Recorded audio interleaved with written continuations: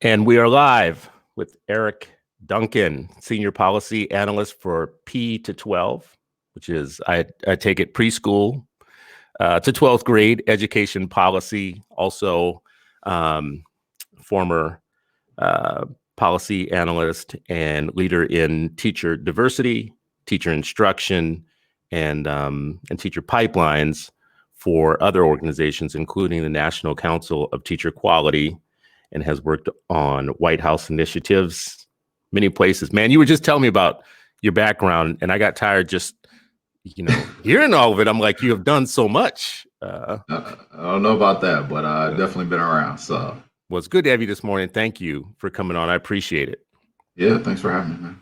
So we're at the beginning of Teacher Appreciation Week, starting today. Had a big conversation about that with the 8 Black Hands last night on our other podcast. How do you think we're doing in terms of supporting, recruiting, training diverse teachers and supporting quality instruction in classrooms across states and districts? How are we doing? Yeah, it's an interesting time to ask that question, given all of the transitions we've had to go through as a country to adapt to distance learning.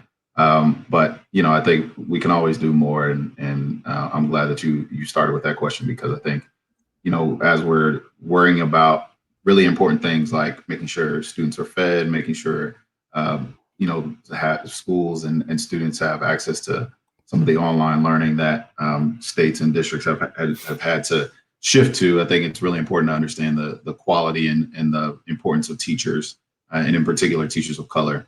I think states and districts are going to have to make a lot of tough decisions about how they're prioritizing spending, funding, policy decisions. And I think, if teachers are not put in sort of the forefront of those decisions, and how they should or could be supported, and how, schools can continue to make sure that students are being served by a diverse and high quality population, I think we'll continue to see problems and inequities across our country. So I'm hopeful that we're continuing to push those issues forward. Are you worried about how far we might fall behind on things that like what we just said, like teacher diversity, recruiting, training, induction, and quality instruction? Is that a worry of yours, how far we might fall behind? Yeah, I mean, again, like I said, I think we're going to see a lot of sort of the exacerbating of inequities that already were, big in our education system. And I think that's an area teachers seem to be the last group that's really prioritized and focused on across the board, but in particular, the really deliberate efforts that you as states, district schools need to focus on to ensure that there's a diverse and culturally responsive teacher workforce. So yeah, it is a big worry, and we've already seen places that have had to make really tough funding decisions and cut programs with money that they thought they had to intensify these efforts. So yeah, it's a big concern. I don't think I've really thought about that too much, about how the shifting budgets are going to impact everything. I think, if you're a layperson looking at this, you just feel like the federal government and the state governments are going to carry schools over, like hold them kind of harmless and maybe inject new money into them. Is it possible that you're saying, though, that some programs, like the ones that we care about, like teacher diversity programs and others, would be up for grabs, might not be held harmless? Yeah, I think that's a really distinct possibility. And I think even at the other end of that, as states and really districts are making decisions about staffing, I think now more than ever, when schools come back, it's going to be important that support staff is there at a high level to bring students back into the fold and families back into the fold, and that teachers who were there before are there and well supported and able to sort of help close some of the learning gaps that we know will occur. And I think folks are going to have to make some really tough staff decisions about, we don't have the money to carry the same staff that we did before. So, and as you and I both know, those decisions end up harming the most vulnerable student populations, Black and brown kids across the country, students from low-income families. And so, yeah, I'm worried that first, like you said, those programs that we care, about that are intentionally trying to build a diverse pipeline, will lose a substantial amount of funding. And then I think just staff reductions in general are going to be an area that states and schools are really going to have to focus on, trying to mitigate as much as possible. You said how it affects children of color and Black children. I'm thinking of specifically. These things also affect educators of color, oftentimes, because especially the type of work you've done where you're recruiting, you're getting new people into the pipeline in the field. And, oftentimes they're the ones that have the least seniority in the districts that they're in. Oftentimes they might be, the first to go, Right. if you're trying to do fair layoffs of people and reduction of staff. Is that a concern of yours, that we might see reductions of staff that actually doubly impact teachers of color? Yeah, absolutely. And, like you said, it's first those policies of last in, first out. And like you said, a big number of the teachers of color who, like you said, we're trying to, I think, diversify the workforce and recruit intentionally, and programs that may have been able to make a little bit of leeway or headway in bringing in Black teachers in particular, but, teachers of color are, going to see those reductions in force, with the seniority being the sort of main consideration, or so yeah. I mean, I think that's a big issue, and I worry that the momentum that maybe programs have been having of recruiting and breaking through maybe a barrier or set of barriers to bring in more candidates, they're going to lose a little bit of steam and say, we've done so much, and now we have to sort of start back at ground zero. And so it is a worry. And, our people are disproportionately affected by all of these issues and tragedies and circumstances. And so it's a big concern. And you hate to look at. We almost should outlaw the word disproportionate, because in truth, no matter what issue you look at, you just can go, oh yeah, that's disproportionately affecting us, right? Because almost every issue does. Exactly. Christina Laster, who's watching, says, has there ever been a substantial amount of funding at any time to support Black educators and children? And knowing Christina like I do, I think she is asking a rhetorical question, basically to say, despite our best efforts and all of our rhetoric, most times we're not really living up to how we should be supporting Black children and educators, which leads me to a different question around kind of the honesty of this work that you do. In one way, systems and everybody, it's kind of cliche, it's kind of in vogue to say that we should have more diverse teaching staff, more diverse teachers, we should build up the pipelines. But when you get down to brass tacks and budgets and real efforts or whatnot, you might not believe that that's true. Like, there's a difference between what people say and what they do. Do you feel like that in your heart of hearts, when you go to sleep at night, all this work that you do, that the educators of color that we bring into the fold really are being respected, and that they really are wanted there for their true potential to impact education? Whew. Oh man, I like how you put that. I'm thinking about laying my head on that pillow and thinking about, is what I'm doing really working, or is this, not gonna last? And yeah, you're right. I mean, listen, it's hard to say, any of these decision makers, possibly whoever, are truly, putting those, interests of Black people and teachers and educators of color at the sort of forefront. I mean, we have a long line of history and even recent history to suggest otherwise. But I do, I believe that there's sort of now research and data that makes it almost, you can't turn away from the impact that the educators of color are having to close achievement gaps, to support students of color, to support all students. The data is just in your face. It is less now about, I think, our moral imperative, which, morality shifts with every event or day or minute or whatever, and can be sort of bent and applied in different ways. But I think when you put out the hard information and research that say, educators of color are doing things for students of color in particular that white teachers are not able to do or haven't done as successfully. I think that's where policymakers and folks who are really care deeply about the success of their state, their community, their country, whatever, are saying we have to do something because these are the folks that are doing the good work at this point.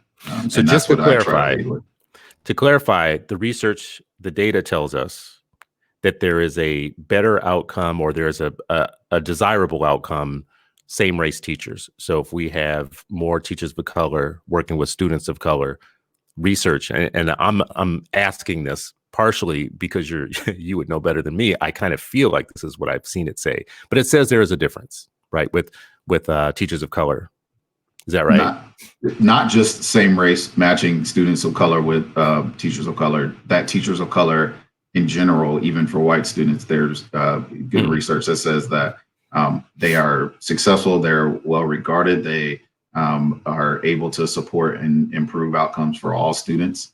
And just even the perception of having a teacher of color who is of high quality and can move students, it helps all. But yeah, I mean, there even, research that says if you're a Black student, you have your elementary school experience, that you're more likely to graduate, you're more likely to stay in school, you're more likely to be put in advanced coursework. I mean, all of the metrics that you can think of, even with one teacher that is your same race as a Black student. Okay. Has so the question on that is why? Why? If you have it, because I always hear this as a data point that it's empirically true that you do get a better outcome with teachers of color across age and race of students. So then the next question I never really hear an answer to is, though, but why? Yeah. I mean, there's, I think, a magic to being a Black teacher, as and as somebody that has a deep care and consideration for students. But I think when it comes down to talking about it in a sort of research or education policy way, I think there sort of the higher expectations, I think, is key and something that gets lost in the conversation about the success and impact of Black teachers with Black students in particular. I think there are a lot of well-intentioned teachers who care deeply about students and outcomes for students, but at times don't have the expectations that students, and Black students in particular, can be successful, and maybe have their own sort of biases that they need to grapple with. I mean, we all do, but I think there's this level of understanding that as a Black teacher, as somebody who's been through what the students have been through, there's a lot of really good qualities and good sort of abilities that Black students have that maybe a lot of other teachers don't necessarily see, even in their biggest, their best with their best intentions. And I think that's an area that sort of seeps through, all, even with education policy or education in general, with leaders of color who have sort of those higher expectations and understand the power and ability of Black students. It helps inform the way that they push and both push and support their students to be as successful as possible. And then there's something too, I mean, even from my experience growing up, there's something to seeing a person who looks like you, has been through your experiences, leading you through maybe a school experience that isn't always as inviting or accepting of you and your talents as it should be. Seeing that and having that role model and understanding that, like, this is somebody that looks like me, that has my experiences, that believes in me and can push me in a way that I feel supported and believed in, I think is extremely important. May not let you get away with stuff that you might get away with someone else too, right? Absolutely. Absolutely. I know that Fordham had research out, I want to say a year or so ago, that basically showed same race teacher matches were particularly powerful for kids of color. And again, me being kind of a pedestrian layperson, when I see something like that, the question of, but why? Like, beyond the question, though, of why is it, there's also the question of what does that mean, though, for all the rest of the teachers then right? Like if I'm telling you that there's a premium or an advantage to putting you in a classroom with a teacher of color, and we know that there's no time in the near future where the majority of our kids are going to be in a classroom with teachers of color. Now I'm at a conundrum then. Like I have a dilemma now because it certainly says something about the majority of teachers if this minority of teachers are able to do something that the majority isn't, and our kids are going to be with the majority for the Absolutely. foreseeable future. How should I unpack that? I mean, like, how should I look at that? What does that say Yeah. about the majority of teachers? So we can make all the inferences or conclusions that we want about what it says about the majority of teachers, but I think that's the right approach in thinking about the realities, which is at no point in any near future will there be parity between the percentage of teachers of color in our system and the percentage of students of color. And so I think one of the brilliant things that I've worked for a lot of really great mentors, but I brought her up a little earlier when we were talking, but Dr. Saroja Warner, who now works at West Ed, when she was bringing together during her time with CCSSO, she brought together state leaders who cared very, very deeply about this issue, said, we have populations of students that aren't being well served at this point, and we need to figure out how to do that. And we think bringing in, more teachers of color to support diverse populations is where we need to move. And they came up with that. They came to that conclusion too, which is, hey, we won't get to this point, maybe even in our lifetimes, where we can say every student of color is going to be taught by teachers of color at the rate at which they should be taught because parity. And they said, you know what, we need to focus on culturally responsive practices, culturally responsive training for our teachers, white teachers who are teaching our students, making sure that they understand the importance with students, making sure that they understand, how to bring in, cultural influences into the classroom and be able to sort of support students from that perspective. And then the high expectations piece, which is part of culturally responsive practices, and what sort of came from the research of what Black teachers were doing to help Black students. And so that was one of the sort of dual policy approaches while looking for ways to increase the racial diversity of the workforce. Let's also make sure that teacher prep programs, that schools and districts that are leading to professional development are making sure that culturally responsive practices are part of the curriculums, part of the support structures that are provided to all teachers, but in particular white teachers who are supporting students of color, and that we hold folks who are in front of students of color accountable for connecting with them, understanding how important culturally relevant pedagogy and practices are, and that they are best equipped to support students of color. We talk about culturally responsive pedagogy and instruction. What's the simplest way that we can say what that is for people that don't live in the policy? Yeah, it is basically good teaching and I hate to say it with simply, but it's good teaching and a lot of the I think there's this sort of aspect of culturally responsive teaching. When people hear it, they sort of think of, well, we need to have if we're teaching Black kids, we need to have rap in the classroom, or if we're teaching Latinx students, we need to have their same language or so. That's part of it, but it's also some of the good teaching practices that we see, which is understanding your students and connecting to them and their families in a way that builds trust.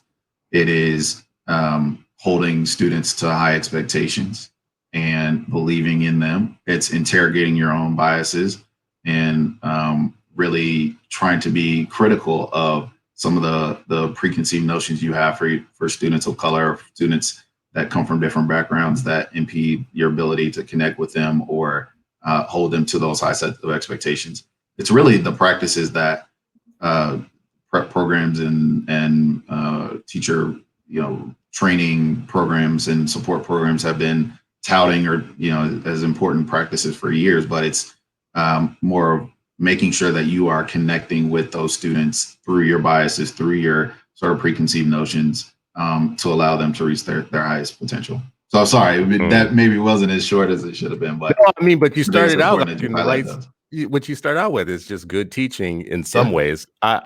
I ask that question though because I think there are times that there are words or phrases that we use within ed world and even at writ large where we all believe we understand what they mean and that Right. we have a common definition of them, like equity. Oh yeah, that's Um, exactly what I was thinking. and you come to find out that we all say that we're for equity, but we mean different things, right? Yeah, Especially in absolutely. Yeah. policy. When policy, like if we were to look at all policy through an equity lens for real, from my definition of equity, we probably do different policy than we do now. Um, I have a question for you, though. It's kind of the frame of this discussion. This might be the wrong frame, but you're a good person to ask. There have been so many kind of policy proposals over the years. If you watch education or you participate in education at any level, there were policy proposals and policies that passed that felt like they were very promising, that they were going to do a lot for us. They were going to change the game in one way or the other or make a big difference. And the more you watch that over time and see the experience of those policies, you start to feel cynical about any policy, like even good policies, because you get that feeling of everything's been tried before. We've seen things come and go. Things are faddish. They're fads. And that proves itself to be true really often. How do you stop from becoming cynical, for one? And two, the frame of this conversation, I asked, are we in a poverty of promising policies right now? Like, are we just out of steam on policies, number one, we can agree on, and number two, that might make a big difference? Yeah. I mean, it's a tough question to answer because yeah, there are times where you get really cynical, and I think even seeing what we've seen as a result of school closures has made me skeptical about the future of our country and our ability to serve all students. I mean, it's tough. Yeah, I agree. There are times where you say, are we ever gonna get to a point where we have a closed achievement gap and your race or zip code doesn't predict how successful you're going to be through school or life in general. But I think there are some promising things or conversations that have even come out of this crisis, if you will, and has sort of made us pay attention to the fact that there are inequities that are ingrained and are deep within our system, and that we're going to have to do things extremely differently if we're going to get out of this situation, which everybody is facing struggles or in access to school, and sort of move us forward in a positive direction. I think there are promising policies. I think even the way that we've sort of structured education in this country, while is not equitable in all ways, in many ways, it shows that we do have deep consideration for students of color, students who are come from low income backgrounds, even through our sort of Title I funding of schools and populations that are vulnerable. The way that we've looked at school improvement and understood that there are schools that can be turned around in a meaningful way. I think there are pockets of really good policies that are doing some positive things for students, but I think this is actually I hate to say it, but it's an opportunity for us to look at some of the deeply ingrained, systems that we maybe haven't interrogated as deeply, that have led to some of these gaps, even the way that we're thinking about access to technology, access to devices, access to learning outside of the classroom. And some of the ways that the homework gap has exacerbated inequities, or the summer slide, where students who go home for the summer come back with, with bigger learning gaps than before. I think the way that we're starting to have those conversations now to say, how do we make up for learning loss for everyone, is ultimately going to help students who have been really dealing with these and grappling with these issues before we've had school closures en masse. So I'm hopeful that moving forward, because we've all sort of shared in this experience, there's a little bit deeper level of empathy and understanding that first of all, this can happen to all of us. You're not shielded from privilege when you have a global pandemic. And then, that because we understand that this is happening for everyone, and even without a pandemic, there are inequities that have persisted. that we need to take a look at our systems and figure out how to support all students in ways that maybe we haven't thought of before. So I'm optimistic from that front. Well, I'll ask you the question about like where you would place your biggest bet. The bottom line for me is America hates Black children, and it really hates children of color. Like, I don't gloss over it. Like, if the history, the evidence, everything, all the policies that we pass, how they affect kids, and who we allow to drown and who we allow not to drown is just pretty clear. Right. So, I've looked at like states, for instance, like Louisiana. People hated it when I said it in Louisiana, but I did a speech down there. And before I did, I looked at their child policies, the policies that support children. And my stunning kind of conclusion was there's no way to read all of the child policy in that state without coming to the conclusion that they hate children. Right. And that's just my most stark, provocative kind of take on something. I'm not asking you to co-sign on that take and make that take too. But I do believe, so that for me sets up a different seriousness about how we should approach any of these issues, policy issues. I don't think we can cure the fact that America doesn't love children of color like they should, and specifically Black children and specifically Black boys the way that they should. But what we can do is still have hope and place big bets. So if you had to place a bet in all the policies and all the areas, like where would you put the majority of your focus and your energy? If someone said to you, I need to make a big bet, where would you place it? Where I've tried to place it for the few years that I've been working on this issue, I think the educators and particularly the educator diversity question. And for me, I think as I look back at my, education experience and childhood experience, the biggest factor for me in being where I am or not being where I could be is having the teachers, and really few teachers of color, particular Black male teachers, who were able to sort of give me the belief and instill in me the confidence that this is a place that I can be successful and succeed and be valued in some way. And so I think for me, that's where, just from my personal experience, what has transformed me beyond any policy, beyond any school intervention where, getting smart boards in the classroom or changing the curriculum. If I don't have a teacher or folks I can connect with at school, I wouldn't care about school, and I would follow in the class of unfortunately where a lot of folks in my position have fallen or have been sort of failed at. And so for me, that it has to be the teachers in the classroom, the support staff, the folks who are connecting in particular with Black boys. I think it's all children, and Black children in particular, are sort of at risk in terms of not having the system fail them in a meaningful way. But yeah, there is something to particular, with school, some of the things that Black boys, are facing. And I think for me, like I said, it was a teacher in ninth grade who, was the first teacher to really pull me to the side and say, hey, like, what are you doing? Like, why are you, you can be doing so much more. That's a conversation I really hadn't had with anybody in who I actually cared about and thought believed in me. Is, that being able to have that person and knowing that, hey, there's somebody that is looking at me and seeing like, hey, you should be doing something different than you are, but in a way that is caring and supportive, helped me to get through some of the questions or the issues that I may have had. And I think, those experiences need to be shared across the board for students who look like me and maybe, like you said, have history and knowledge and experiences in their face to show that maybe I'm not as loved or supported as I could be in this. So that's where I go. And that's why I want to fight for that and keep that in the forefront of our discussions and conversations.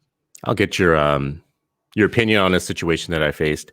I was asked to come to speak to teachers in a teacher prep program who were in a special portion of their training that was around equity. And on a panel with me was an incoming superintendent, me, and I think one other community activist. And the teachers were just very earnestly asking the question, what can we do just to make sure that we're good on this equity thing? Like, we're getting all the how you teach stuff, and we're going to do our student teaching, but we want to know a little bit extra about how we could be good. because, we want to be good, right? Is what they were saying. Mhm. To my shock, I almost fell out of my seat. The incoming superintendent who was sitting next to me said to them, well, I think we were too hard on our teachers. Research tells us that teachers have very little influence on the test scores and outcomes of students. Really, what we need to do is fix society, like family structure and community and home life is a way more powerful predictor of how this is where he was going with it, right?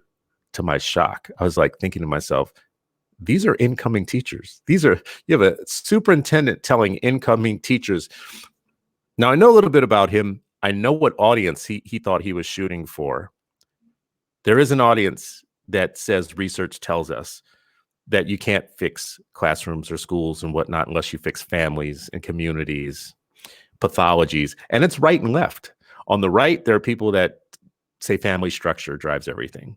And on the left, there are people that say economics, poverty and social economic status drives everything. So now you got two groups of people who share the educational enterprise who both believe that something outside of the classroom is the thing to fix, because inside the classroom, we can't expect them to do miracles. What's your response to folks? You spend so much time thinking about teachers and diversity of what teachers do. What's your response to those who say, teachers actually have very little impact on students? Yeah, I mean, it's disheartening to hear that in some of the deficit-based approaches that even we've internalized as people, about what we're capable of or what we're not capable of.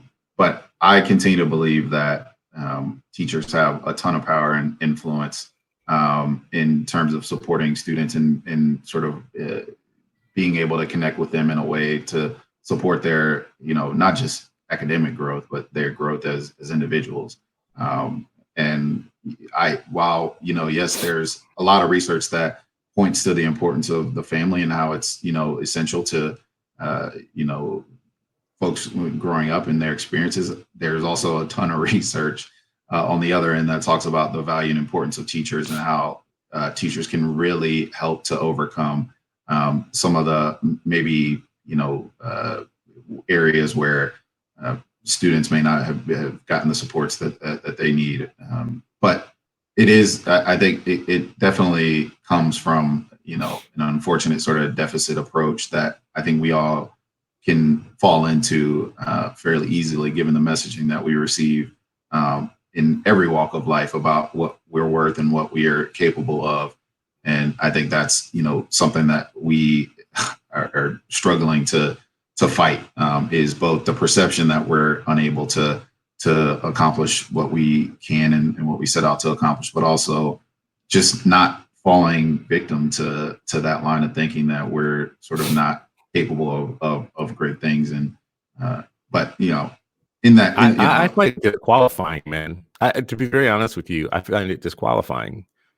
If an educator looks at my community, my people, my children, my family members, my cousins, or any of them, and takes the attitude, I can't do anything for you if you're going to come from one of those type of families or backgrounds, that's disqualifying. That's an educator I don't need in the lives of any of my people. But it's probably more widespread than I think. I actually believe in this thing called the belief gap as my big bet. Like, if everybody else has a big bet, I feel like we could make gains if we could just convince people that Black brains are elastic, regardless of what situation they're in, that they can improve on their knowledge and information, regardless of what conditions you're in. We see it in third world countries and all over the world. We see people learning to read on dirt floors, right? So the idea that your brain is not elastic, you somehow have been so traumatized by basic poverty that we just can't help you, is, to me, holding us back. Like, there's too many people who actually believe that. I'm not asking you to be that negative. I'm just saying this is just me, like one guy talking. No, I'm with you. And I think that's, again, we talked about this earlier, but I think that's where, educators of color in particular have made a profound impact on students of color, because you're right. Like, if you don't believe that a student in front of you can grow or be successful or change their sort of trajectory, you're not going to teach them in the same way. You're going to hold certain perceptions against them and probably not provide the level of rigor and instruction and belief in them that they need to be successful. And that's where having an educator of color, a Black male, who was able to sort of pull me to the side when I didn't necessarily have those figures in my life or in school, was so essential for me. And I think that's where, like you said, it can really change the trajectory of a student and family. I'm glad she mentioned Black male teachers. Zakia has a comment here, and she says, for my son, who is now 12, Black male teachers he had have made all the difference. Our experience has been positive with Black male educators. Shout out to Elton Burris, his kindergarten teacher. So Elton Burris, if you're watching, listening, or whatever, shout out to you. That seems like a particular problem. When you talk about teachers of color, is different than when you start talking about Black male teachers as your project. If your project is teachers of color, that's one level of challenge. If I say to you, yeah, I'm going to put you on Black male teachers now as your next project, that's a whole different enterprise, isn't it? I mean, 100%. You see that as a different level of difficulty, right? Like, 100%. I would ask about that. And if you're out recruiting and you do get people to say yes, Black males to come into the classroom, you and I know that what they're going to experience in their job life is going to be different than almost any Black male situated in any other occupation. They're going to be in a very feminized, very white environment where they're euthanized in some ways. Their pride is they have to like suck things up every day. I'm just relating things that I hear. I'm not saying I know anything. I'm just saying that I hear. They face a world that might burn them out pretty quickly because they're not going to suck up their pride all the time. What do we do about that? We're recruiting, but what are we doing to keep people, especially Black males? Yeah, I think that's the right place to have the conversation. We've talked a lot about recruitment and understanding that we have to, sort of add to the pipeline, but the supports are so important. And I think that's where the work of, like a Sharif El-Mekki and some of the Travis Bristols in the world who have done both sort of led some of these efforts to make sure that Black male teachers in particular are supported and that there's research out there that shows what levels of support are necessary from Black male teachers, I think is, super, super important. And I think one of the things, even intuitively, like you were saying, as a Black male and as a former teacher, having a network of Black males who I can talk to, share some of the concerns with, help to sort of, gain some power, some access to opportunities to support the families and students that we care most about, I think is paramount. And so, like I said, the work of Sharif El-Mekki to sort of bring Black males together. I think one of the coolest things was just hearing the story of how, and I don't want to co-opt the story or share anything from somebody else, but just even hearing stories of, like we just brought a whole bunch of people together in a room and said, hey, we just want you all to be together and talk about your issues and what can come from that when, I know this could be a scary proposition, but when a group of well-educated Black men who are passionate and care about this work come together, what can come from that is just so meaningful and powerful. And so I think you're right. The supports are extremely important. I think being able to connect Black males with one another and sort of experience that, having mentors, I think, influences, because in a lot of ways and perspectives, like you said, we don't necessarily see ourselves as leaders in a classroom or as teachers or as, vital to school communities because we're going into a female dominated space, in a lot of ways, white female dominated space. So it's hard for us to kind of see, like, what does it mean to be a Black male educator? What can I do and how can I sort of bring my authentic self to this without, being casted as intimidating or whatever the case may be. And so I think both figuring out the best ways to bring folks together who can share in those experiences and sort of help guide you, but also I think having mentors and folks who can sort of help navigate some of those challenges is extremely important. I think, I went to the same event that you went to, the fellowship, Black male educators, as a person who was there as a friend, to see what this is. I was so impressed in just the number and the fellowship, the number of people and the fellowship that they had and how the sum became bigger than its parts because people were adding on top of each other's knowledge. But more than anything else, I thought that fellowship was important. Just people Mhm. to see themselves in other people, and for them to be the majority in a room, for them to be everybody, right, was new to me. And I kind of thought about how they come together like that, have fellowship, share stories with each other, but then go back to a district where they're the only.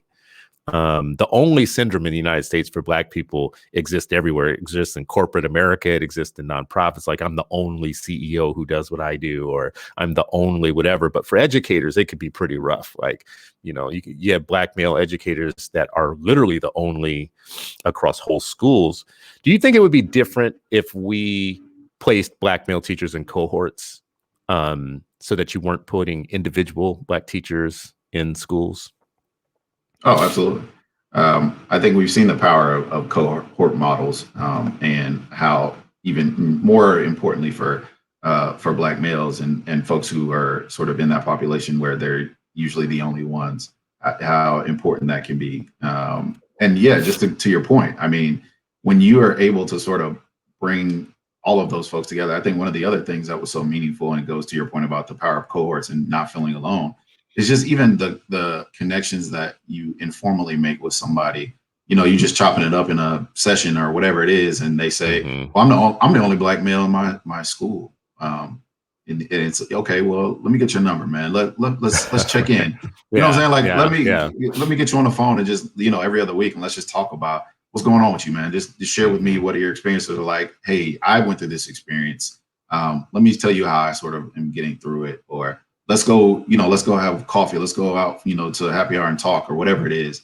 Mm-hmm. Having those experiences, but making them sort of intentional in a classroom setting, in a school setting, can Mm-hmm. be so impactful. And I think people would be surprised, maybe not, so I don't know, but people would be surprised maybe of just the impact that has, not just on the sort of mental health and psyche of individual educators, but how that ends up impacting the whole school culture, the whole school community. Like you were saying, Mm-hmm. a group like the Fellowship, it's not like it started with grand ambitions to change the world. It was, Mm-hmm. hey, I just Mm-hmm. needed to connect with somebody. Once you get that level of passion and brilliance and insight into a room together, it can change education and outcomes for all students in a way that I don't think people really, or people may take for granted or underestimate. I feel like it's so complicated. The more you talk Oh, about this work, like, the easy part to me seems like what you just said is just clear. We should make sure that people are connected. We should make sure that people are supported, that they have fellowship with each other, that they have outlets, and that they can, cross pollinate with each other. At the same time, I think so. So your organization, actually, Ed Trust, put out a report. I want to say maybe it was 3 or 4 years ago, and it was around listening to educators of color. Can't remember if it mhm. was Black teachers specifically, but it was interesting reading what their feedback was. Their private feedback was on their position. I think that's what the report was around, like actually listening to teachers of color. And there were things in there that, you just, exist, like the thing about not feeling valued, not feeling heard, not feeling like they have much control over their work, not feeling like their colleagues understand that they are a teacher, not just a teacher of color, right? Yep. Um, and the thing around, especially with, I think it was Black males, around always needing to be the disciplinarian, you Oh know, yeah. the person that other teachers send your kids to, which adds another wrinkle for me that I'll ask you about, which is, um, we say things like Black male teachers, and there's another layer of complexity in that, where actually, when we say that, we think that there's one way to be Black male, Mm. right? And we're never going to get to talking about that problem, right? What do we do there? I mean, like, what should we, like? I want a more educated public. What should we be saying about that part?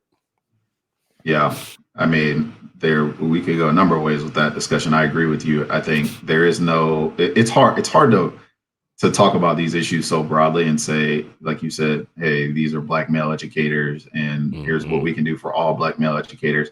I think what you were saying before, and what we've tried to continue to do at Ed Trust, is continue to listen to perspectives and gain as many perspectives as Hmm. possible from across the continuum, to say, what are you experiencing as an educator? What are you experiencing as a person? What are you experiencing as a leader in your classroom? Whatever the case may be. That's where we've been able to sort of get some broader general points about Mm-hmm. those experiences. But I also think if you continue to put those voices into a room that with others like themselves or others who can listen and hear and help them influence those decisions, the sort of experiences of different types of educators and different types of men of color are going to start to shine, right? So like, Mm-hmm. I think you have to continue to have those conversations with and use platforms like yourself and that we have to bring out those voices and sort of share that there's not one experience or one type of male of Mm-hmm. color or black male. There are a lot of different experiences. While we do share a lot of the ways that we are perceived in society and have some similar experiences and are able to connect on those, you're right, we're all very different and we all approach this Mm-hmm. from different ways and we're all coping with things in different ways. So continuing to put out those voices, to continue to have those conversations with a variety of folks from a lot of different backgrounds who may have experiences that are vastly different, and that's what I think we're continuing to try to do at Trust, is to get educators of color, particularly Black educators and Latinx educators, into conversations with one another, conversations with us, and being able to sort of use that platform that we may have to share their experiences, and hopefully that starts to bring nuance to the conversation about what it means to be a Black male, what it means to be a Black educator, what it means to sort of bring your authentic self to this work. I mean, that's kind of where I was going with it. We're going to have one conversation with the institution itself about Black males. Like, I'm not always the disciplinarian. Don't send all Yeah, your kids to me or whatnot. It also feels like we're going to have a conversation at our own cookout about what it means to be a Black male, and a Black male in teaching, and a Black male in a very feminized environment, and a Black male that thinks you should be the disciplinarian. There's so many kind of gender and cultural problems there to unpack, and they're not all in the institution. Some of them are in our own cookout. We're gonna have to be 100%, honest. man. It's always like that, man. I mean, that's how it is, right? Like, and I think that just goes to some of what we've been talking about the power of even having, teachers of color in the classroom. Like, there are conversations that are just universal. Like, hey, Mm-hmm. these are some of the challenges that you're going to face. No matter who we all know these are challenges that you're going to face as a Black male. Like, period. Here are some of the ways that we need to have those conversations with folks who are making the decisions that are influencing that. But I was the knucklehead back in the day that didn't take school seriously, Yeah. thought I was gonna hoop for the rest of my life, do sort of, had all those aspirations. And I needed somebody to pull me to the side and say, hey, listen, man, like, this life that you're trying to lead isn't for you. Here's what you need to be doing. Mm-hmm. And having those conversations with somebody that I can trust is much different than having it with somebody who maybe saying all the right things. Hey, like, hey, you're right. I can't rely on this, or I can't be thinking about that. But you don't know me. Like, what do you mean? You Mm-hmm. don't Mm-hmm. understand me. Mm-hmm. So yeah, it is that sort of mix of, the conversations that we need to be having with folks who are making those types of decisions, but also being able to talk to ourselves and boost each other up and make sure we're holding each other to the highest standards, because we know what the stakes are. Yeah. I mean, that's going to be very tough, I think, but necessary for us to be honest with each other, for us to be supportive of each other, and for us to feel like there's no quick fix. Nothing Yeah. that we're talking about, nothing that we're going to do. So that means that we just have to be in it for the long haul. We have to just realize that we're going to be doing this for a while. As I'm listening to you talk, I know what people say to me after these type of conversations. So I just want to put something on the table. I'm just going to make a statement. You tell me if it's true or not, or what you want to add to it. What you are not saying is that if you are just an educator of color or a Black teacher of color, that you're going to be good. And what you are not saying is that if you're a white teacher, there's no way for you to teach Black kids, right? Let's just put that out there that you're not saying either of those things. Is this right? Absolutely. Thank you for clarifying that. Because yeah, it can be easy to lose sight of that. Yeah, you're right. And even my own experiences with that, man. Like, I taught in Atlanta and I taught in DC, and they were very different places. I grew up in Atlanta. I know those are different conversations that you have with students that you grow up with, Mm-hmm. that you can say like, hey, I know your auntie. I know my mom knows your dad or whoever. Like, this is the Mm-hmm. conversation, and I know your experiences in a different way. then, when I was teaching in DC, I moved to DC, didn't know, Mm, as much about it, and had to sort of take a different approach, and probably didn't do as good a job as I could have, at connecting with my students, thinking, I'm like them. mm, And in a similar vein, there are a ton of white teachers that, are helping and pushing students of color across the country, in a meaningful way. And I don't want to lose sight of that at all. And not to say that, if you're a black male and you go into a classroom full of black males, you're going to be, the top teacher in your, in the world.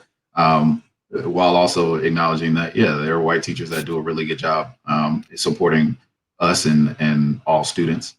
So I'm glad you brought that up, because it's even an experience that, I've had in my career in life, where, just because you are black doesn't mean you're the best person to be in front of black children, yeah. because we all have our issues too.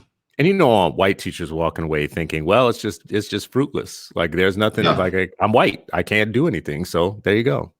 I'm right. done. And especially if some of them, I mean, let's be honest, I always like to be honest with certain things. Like if you have a good white teacher who's in a school and witnessing a very poor teacher of color, and then you have people like me having this discussion, I can see where your racial cynicism is going to be born, right?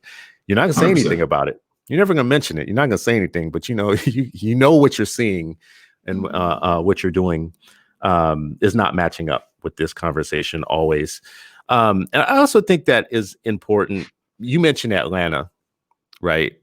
Um, I don't want to like throw, I don't want to throw a big curveball, but I remember when all that stuff was going down in Atlanta. I wrote about the scandals around cheating in there, and I watched the court hearings. And I remember Hmm. one middle class black person after another coming into the court saying, I don't want to admit to what I did because it'll strip me of my ability to use my PhD elsewhere or my credentials elsewhere. It was like all about self and class. And I don't think we have enough conversations about class. We're talking about race right now and culture. The class discussion cuts across all races, right? And including 100%. ours. The one statement that I never will forget was the teacher who did admit to what she did, and she got a lighter sentence because of it. She was caught saying, I had to give your students the answers because they dumb as hell, right? I've Yeah. never forgotten that sentence. Like, because before the case happened, that would have been a sentiment in that school district that was not perpetrated by white people, that was perpetrated by middle class people of color, black folks, right? Specifically about underclass black kids. I don't know if you want to touch that, but I just want to put it on the table. No, I hear you, man. I was actually, that was when I left teaching. That was when that scandal dropped. So when I left Atlanta, that's when that scandal dropped. So I felt that in a meaningful way. And I taught at a school where there were a lot of black teachers, and a lot of black teachers who internalized some of those negative perceptions of black people, and sort of took that out on black students. Mm-hmm. And that's a real thing. And I think, we've talked about this even in this conversation.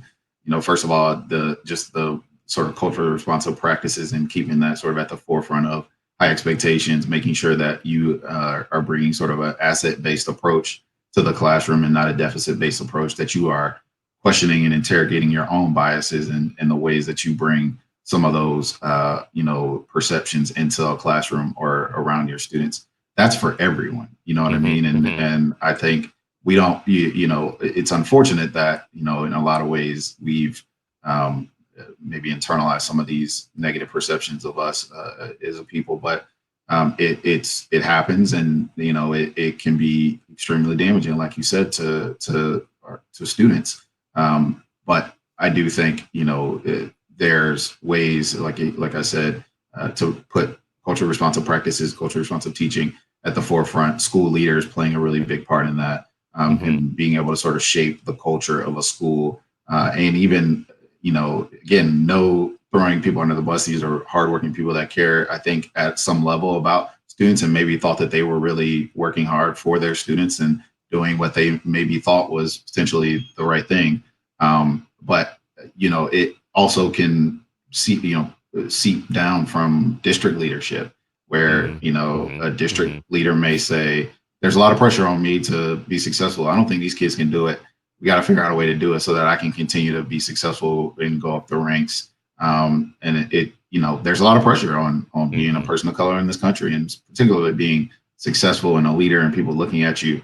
So I get it. So yeah, it makes it even more important, man. Like you were saying, to make sure that we take those preconceived notions and sort of deficit-based thinking of our people, and then really interrogate it and make sure that we're not bringing that to our work. So Zakiya says we definitely don't talk enough. We definitely don't have enough conversations about class. And Christina Laster agrees. She says, yes, class discussion necessary. I think it's the last remaining frontier for our culturally responsive talk that we're going to do. Because when I hear culturally responsive, I think about the dominant culture needing to understand how they engage and interact with the non-dominant culture, and specifically with oppressed people and people who have been historically marginalized, right? What I don't think it includes is historically marginalized people who have a class strata within themselves, and they need to interrogate their own stuff. And I don't even know if there's an instrument for that. I know there's an instrument for asking teachers to uncover their biases. I don't know if there's one for teachers of marginalized peoples to uncover their class bias. Maybe that's something you invent. Putting it on me. No, I hear you though. I hear you. I think it's an important conversation to have, and it's important to think about that, not, across all classes, but in particular, the way that we've seen, like you said, it have an impact on class. And privilege is real, man. I mean, we have privileges in different ways, even if we're, suffering in some ways, or maybe unprivileged, but we've seen the power of privilege and how it shapes perceptions and shapes the way that you sort of carry yourself and navigate the world. And so, I think there's discussions to be had about that for sure. So when I hear these kind of conversations, and we're coming to a wrap here, but I always think about the different levels, having been at the grassroots level as a parent, and then having been on a school board, and then having been an activist around districts, and having actually been an activist around state policy. I wonder what you think as a policy analyst, the level of which we should be doing more. Like, we definitely know principals need to be great at what they do, and we need great principals. We definitely know that superintendents kind of set the tone for what a district can do and does. We have state lawmakers and we have federal lawmakers. At what level of policy are you thinking that we really need some more magic to happen? Is it at the district level, the state level, the federal level, or are you just seeing all of those levels need help? I mean, they all need, maybe help is, they need improvement. Everybody needs improvement, of course, but I think they all need to be working together. And I think this is, again, like this, the way that these inequalities and inequities have shown up in during school closures, I think is a way to sort of interrogate our system, right? So you may have a school district or a community where, they can't necessarily rely on local taxes and sort of the property taxes and all those sort of local funding structures to have all of the instruments that they need. So they need state funding, and they need additional federal funding that's very targeted and sort of helps to close some of the funding inequities that we see. And I think now more than ever, when people who are people of color, people who are sort of in these service type jobs or jobs that are maybe on the line, based on the impact of the recession that we'll see inevitably due to the social distancing practices that we've had to engage in. The way that the federal government is targeting interventions and supports is going to be so important for states who primarily lean on sort of tax bases from local communities to fund education systems. And so all of those have to be aligned in a meaningful way to make the impact that we need to have seen and to affect the most and the folks who need it the most. So